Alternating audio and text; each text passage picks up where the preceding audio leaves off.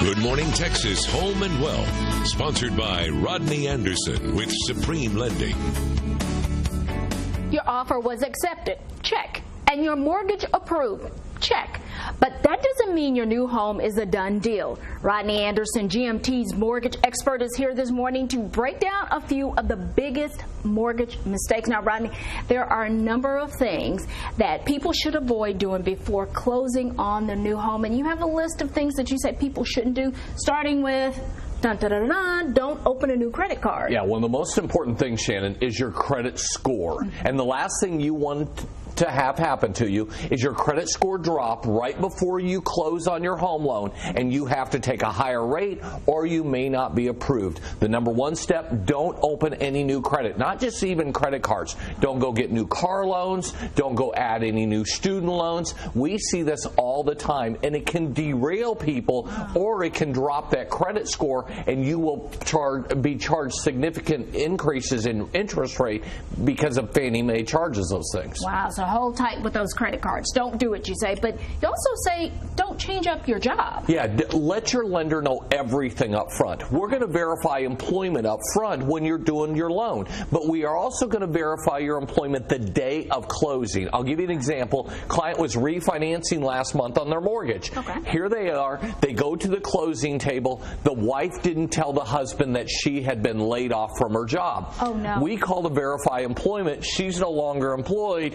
Guess what happens? Ooh, they can't get a loan. So a lot of times you'll see these situations. Don't go change your pay structure. Don't go from being salaried to self-employed. Tell your lender everything up front, because you have to have history with an employer normally. Okay, now I have this really good friend who's purchasing a new home but has not sold their existing home. Are they taking a risk in today's market? Well, here's what's going to happen. A lot of people don't want to double move, so they're putting their house on the market and they're selling them quickly. Okay. The question becomes, are you able to qualify for two mortgages at the same time? I know the perfect scenario happens all the time. You want to move into your house, then sell your old one. But most people don't realize you have to qualify for both homes. Even though you're going to be selling your home in the next 30 days, you could be at risk because you have to make both mortgage payments. Wow. So it's very important, before you go out and buy another house, you find that dream house, get approved up front so a lender can tell you, do you need that money out of the sale of your home? Do you need to be able to qualify with the sale of that home? So don't just assume. Make sure you have a lender up front that gives you all this information. Sounds like it's really important to also have things like not buying too much house around. I'm seeing this be a big problem right now, okay? Because people are getting shell-shocked. They go out and find a house. They're renting.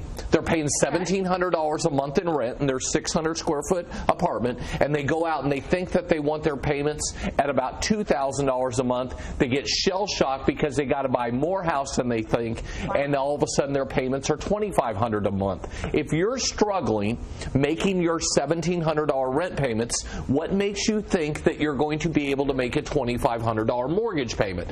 So don't go out and buy too much house. Here's what I tell people.